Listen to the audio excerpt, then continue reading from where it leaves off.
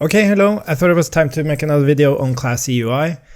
If you haven't heard of ClassyUI, just let me show it quickly, and we'll also look at the updated documentation. So ClassyUI is built on top of Tailwind CSS, which is a atomic design system, meaning that you don't write CSS properties. You only work with class names. So you build up your UI using these class names. And the class names typically reflect a single CSS property. And this might sound a little bit weird, but it has a lot of benefits, which I can get into. But let's just see how it works first. So the problem in Tailwind CSS is that it's just CSS. So you have to configure and figure out, like, there's many different classes here, and they also have different names based on hover state and all that stuff. And also there are, again, a lot of class names, and how do you find them? And how do you compose these class names together? So for example, if you want to create a button, you want different class names to make up that button. And then you might want to compose that button into some other alert button, for example. And then you have specificity issues. So like there's many challenges with Tailwind CSS itself. But ClassyUI removes this completely. And it doesn't actually use Tailwind CSS at all. It just exposes the same set of class names, because those class names are like the core building blocks of building any application, really. So let's just jump into it. So instead of just using class names in line with your code, you have this tiny tool called ClassyUI. So if we want to make this hello world red, we would simply say C, and as you can see, we actually get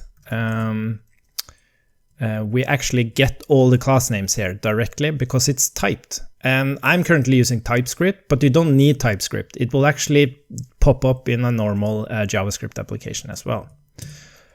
So let's save that, and we see it's red. And then we have decorators, as we call them. So I can say hover, and then we want to make it darker. Okay, cool.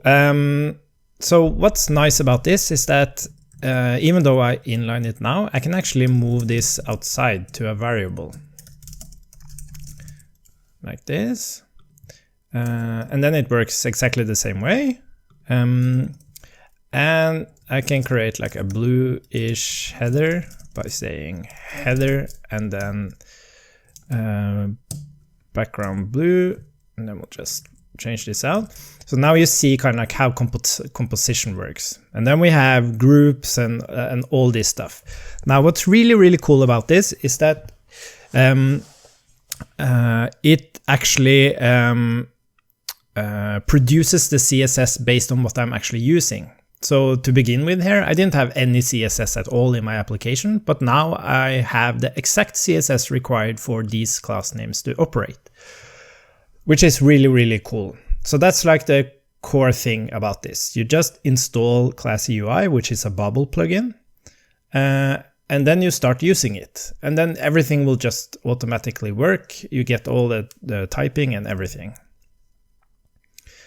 Okay, so the ClassyUI library documentation has been simplified a lot, because now we have been a little bit back and forth. Like we were leaning towards something of the likes of a design system framework. But what I realized diving into other solutions, like for example, Materialize and other solutions, is that Tailwind CSS is this abstraction where you build stuff on top of. It's not like there is something like you have a different kind of Tailwind CSS. You don't really have that, because Tailwind CSS isn't like introducing any new concepts. It's just introducing class names over CSS properties. So it's actually very low level. So what ClassyUI does now is just exposing the same set of class names, but it's smarter about how it produces the CSS out of what you consume. And you get help if you use invalid class names. you can configure stuff so that it actually produces CSS variables automatically for you, where you can have different themes and stuff. So it's and it can even shorten all the class names. So in production, you don't actually have the full class names. It shortens it. So you have all these benefits on top. So that will be the core of ClassyUI. It will be this low-level set of class names that Tailwind CSS does, and we will keep in sync with that. And then we will allow you to build on top of this. So you can, let's see, if we go to configuration, you will be able to create your own config file where you can add themes, which overrides the variables of the configuration. And you will be able to add your own class names if you want to do that. And yes, and you can also add your own screens if you want to do that. So maybe we will export some, for example, if you want the colors of Materialize or Material UI, maybe we can give you the possibility to use those instead. But it doesn't make any sense to put Material UI libraries in this kind of solution, because you would rather use this kind of solution to build a Material UI version of it. Yes. So that is something we might see, is that instead of you using class names, you might be using, let's see here. Sorry, I'm jumping a bit back and forth. But what you would typically see is, for example, something like this. So you would use a library that uses ClassyUI to, for example, implement Material UI. And then it would export a bunch of different compositions for like paper, pagination, all the like these pills they have, like all these different things. But it's based on the core class names, which is inspired by Tailwind CSS. And then it would also include like the colors. So you would kind of like get the configuration, which overrides the colors and maybe the spacing and stuff. And maybe introduce some additional class names. But the thing is that you build on top of ClassyUI, you build on top of the core class names of Tailwind CSS. That's what I mean. Sorry if that's not very clear, but we are still navigating what this should actually be. Okay, so as I said, the documentation is heavily simplified. It describes now how you use it with Webpack, Parcel, create React app. We have fixed so that it works with Next.js. Though we do want to make some additions here. One of those additions being that currently it will automatically in production, it will make the CSS part of your current build flow. But we want to give you an option to actually produce an actual CSS file at a location of your choice. Yes. So then you kind of like, instead of it being part of the building of the JavaScript, you can put it in like a public folder, and you can use like a link tag in your header to put it in there in production. Yes. And also we want to include normalize CSS by default, which we will also fix.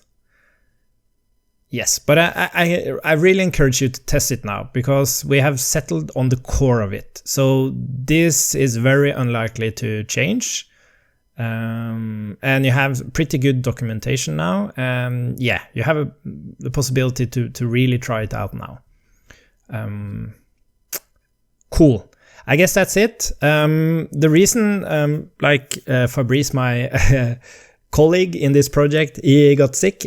So we are fixing a couple of internal issues, but it's a little bit delayed.